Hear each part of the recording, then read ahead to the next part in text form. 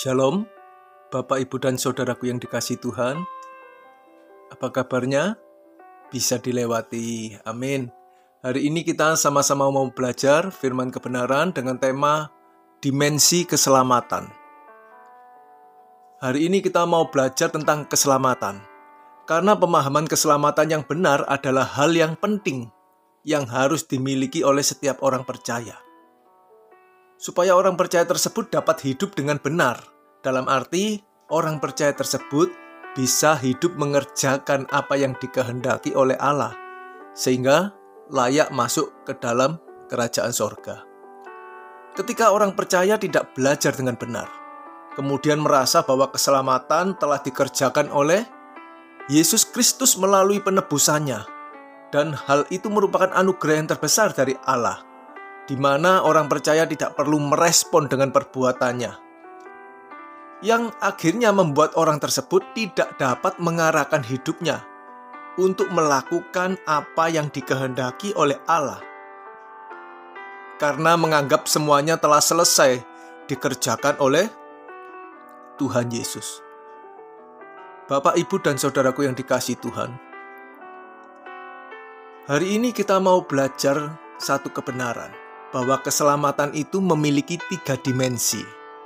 Dimensi yang pertama adalah dimensi masa lalu. Dimensi yang pertama adalah dimensi masa lalu, yaitu keselamatan yang telah dikerjakan oleh Kristus Yesus melalui pengorbanannya di kayu salib untuk menebus dosa semua manusia. Dimensi yang kedua adalah dimensi present. Dimensi saat ini di mana kita hidup, maka setiap kita harus mengerjakan keselamatan kita dengan takut dan gentar, seperti yang dikatakan di Filipi pasal 2 ayat 12 yang berbunyi demikian. Hai saudara-saudaraku yang kekasih, kamu senantiasa taat, karena itu tetaplah kerjakan keselamatanmu dengan takut dan gentar, bukan saja seperti waktu aku masih hadir, tetapi terlebih pula sekarang waktu aku tidak hadir. Saudaraku, ayat ini atau firman ini ditujukan kepada murid-murid atau orang-orang yang mau taat pada kehendak Allah, di mana firman Tuhan ini berkata, teruslah atau tetaplah taat untuk mengerjakan keselamatanmu dengan takut dan gentar. Mengapa demikian? Karena memang ini adalah bagian dan tugas yang harus dikerjakan dan harus diperjuangkan oleh setiap orang percaya untuk mengerjakan keselamatannya supaya dapat serupa dengan Kristus. Kemudian dimensi yang ketiga adalah dimensi future, yaitu dimensi keselamatan yang akan datang, yaitu keselamatan yang akan diberikan kepada orang-orang yang selama hidupnya melakukan kehendak Bapa. Keselamatan yang diberikan kepada orang-orang yang telah berjuang untuk sempurna seperti Bapa dan serupa dengan Kristus, untuk berkodrat ilahi. Sekali lagi, dimensi yang ketiga ini dimensi future, yaitu dimensi keselamatan yang akan datang, yaitu keselamatan yang akan diberikan kepada orang-orang yang selama hidupnya melakukan kehendak Bapa, yang selama hidupnya telah berjuang untuk sempurna seperti Bapa dan serupa dengan Kristus, atau berjuang untuk berkodrat ilahi. Ibrani pasal 9 ayat 27-28 berbunyi demikian, saudara. Ayat 27. Dan sama seperti manusia ditetapkan untuk mati hanya 1 kali saja, dan sesudah itu dihakimi. Saudaraku, ini berarti apa? Kesempatan setiap manusia untuk mengerjakan keselamatan di dalam hidupnya hanya 1 kali, supaya dapat lulus dari penghakiman Tuhan dan memperoleh hidup kekal. Karena ini janganlah sampai disia-siakan. Dan selanjutnya dikatakan di ayat 28, demikian pula Kristus hanya 1 kali saja mengorbankan dirinya untuk menanggung dosa banyak orang. Sesudah itu ia akan menyatakan dirinya sekali lagi tanpa menanggung dosa untuk menganugerahkan keselamatan kepada mereka yang menantikan Dia. Nah, saudaraku, sudahkah Anda dan saya ini menantikan kedatangan Kristus sebagai hakim atau tidak? Saya percaya, jika kita sungguh-sungguh menantikan kedatangannya, maka kita akan sungguh-sungguh berjuang untuk mengerjakan keselamatan kita dengan takut dan gentar. Tentu kita akan mempersiapkan diri kalau kita menantikan kedatangan Kristus. Kita akan benar-benar mempersoalkan, apakah orang dengan keadaan seperti aku ini, dengan karakter seperti yang kumiliki sekarang ini, apakah aku telah berkenan di hadapan Tuhan? Dan tentu kita juga mempersoalkan, apakah ketika sekarang kita ini dihadapkan pada pengadilan Tuhan, pada penghakimannya, dapatkah kita berkata, Tuhan, aku telah melakukan kehendak-Mu dalam hidupku, dan aku telah melakukan segala perintah-Ku. Selidiki aku ya Tuhan. Selidiki aku, ujilah aku. Nah, apakah kita dapat berkata demikian? Jadi orang yang menanti-nantikan Tuhan, menantikan kedatangannya, tentu akan mempersiapkan diri sebaik-baiknya. Saudaraku yang dikasihi Tuhan, ketika Yesus sedang mengajar, kemudian ada orang yang bertanya kepadanya, Tuhan, sedikit sajakah orang yang diselamatkan? Nah, apa jawaban dari Yesus? Mari kita cermati di Lukas pasal 13 ayat 23 sampai 24. Yang berbunyi demikian, ayat 23. Dan ada seorang yang berkata kepadanya, Tuhan, ya dalam bahasa aslinya Kurios, Tuhan, sedikit sajakah orang yang diselamatkan? Ayat 24, jawab Yesus kepada orang-orang di situ, ya kepada orang yang bertanya dan kepada orang-orang banyak di situ. Berjuanglah untuk masuk melalui pintu yang sesak itu. Sebab aku berkata kepadamu, banyak orang akan berusaha untuk masuk, tetapi tidak akan dapat. Saudaraku, semua manusia adalah ciptaan Allah. Dari manusia pertama sampai kepada manusia yang terakhir. Semua milik Allah dan semua berasal dari Allah. Karena semua manusia telah berdosa, dan upah dosa adalah maut. Ini berarti semua manusia yang telah berdosa ada di bawah kuasa maut. Maka Allah mengaruniakan anak tunggalnya untuk masuk ke dalam dunia menjadi manusia, sama dengan kita manusia yang harus belajar dan berjuang untuk mengenal Allah dan taat pada kehendaknya. Dan Kristus telah melakukannya, saudara.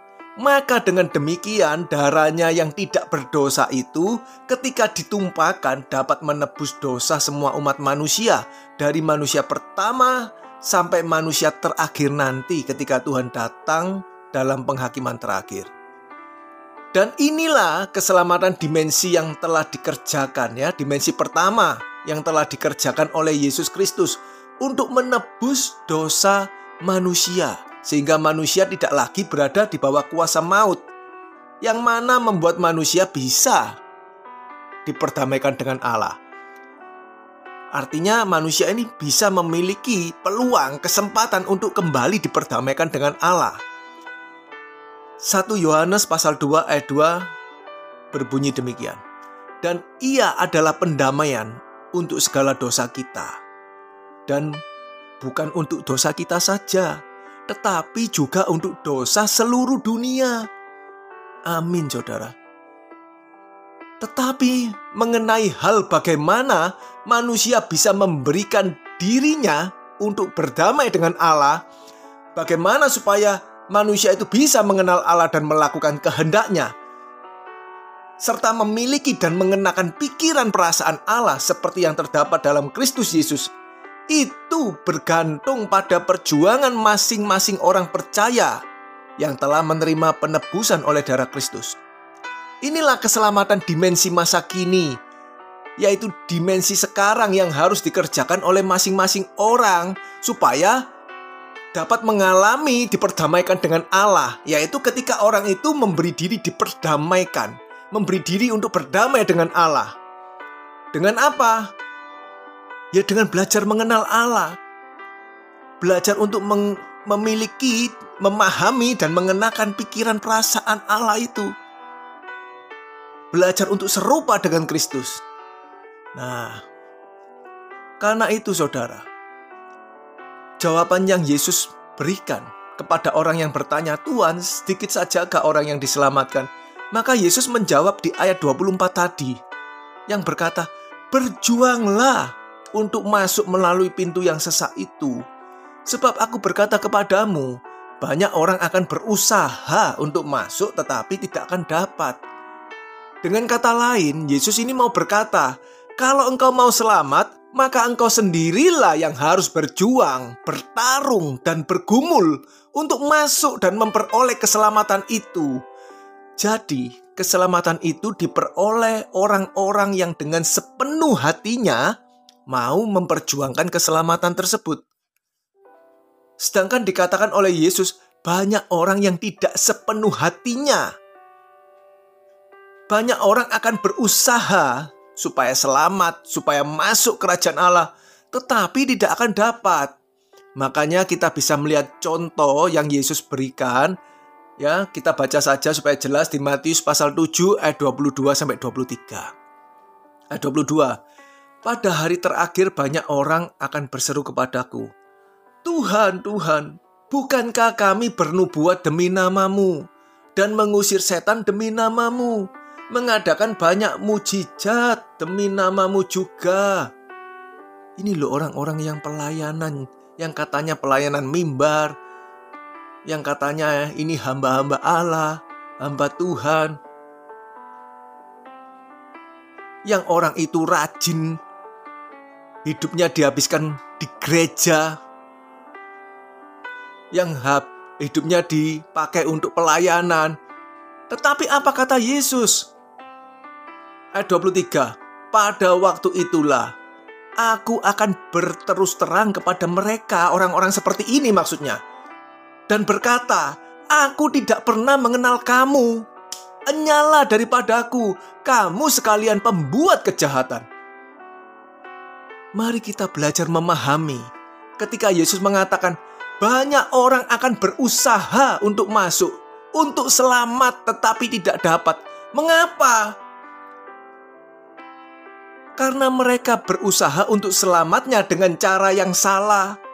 Karena mereka tidak mau berjuang melakukan kehendak Bapa.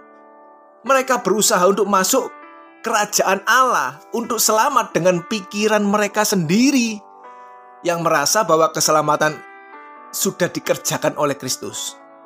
Bagian mereka ya ke gereja, baca Alkitab, memberikan persembahan, ikut pelayanan mimbar,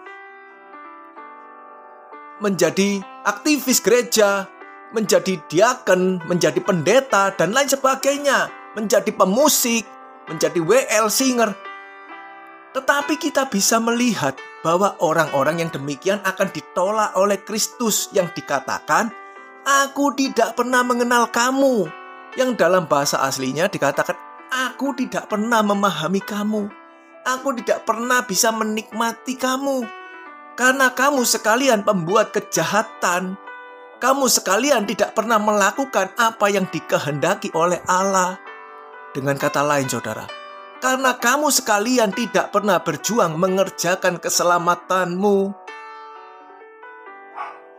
Saudaraku yang dikasihi Tuhan, kalau tadi kita sudah mengerti ada keselamatan dimensi masa lalu yang sudah dikerjakan oleh Kristus dengan menebus kita. Bahkan semua manusia telah ditebus dari segala dosa, yang mana membuat manusia itu dapat diadili, saudara.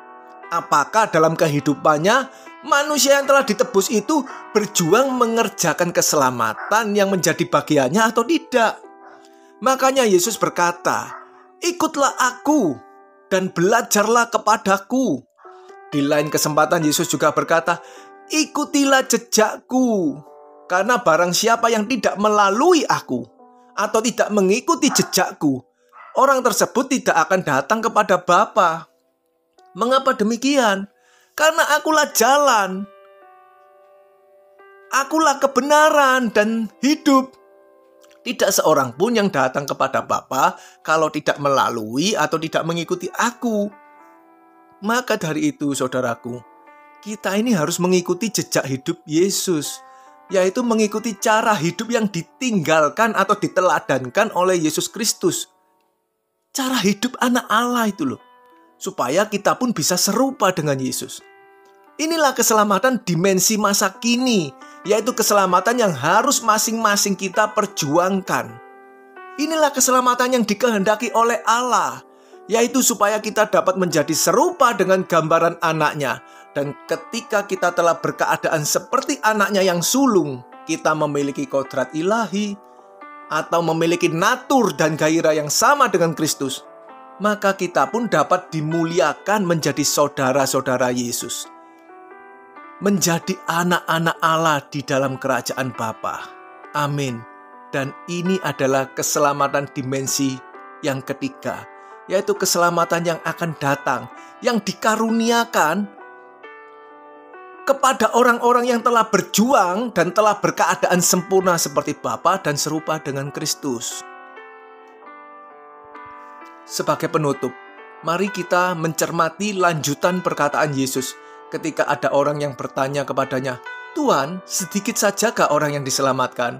Sekarang kita baca di Lukas pasal 13 ayat yang 28-30. Seharusnya nanti Anda baca satu perikop itu ya, mengenai keselamatan itu. Anda bisa baca mulai ayat 23, ayat 22 ya, sampai ayat 30. Saya bacakan di ayat 28. Dikatakan, "Di sanalah akan terdapat ratap dan kertak gigi.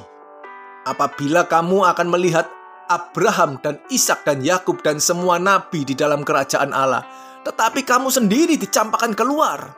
29. "Dan orang akan datang dari timur."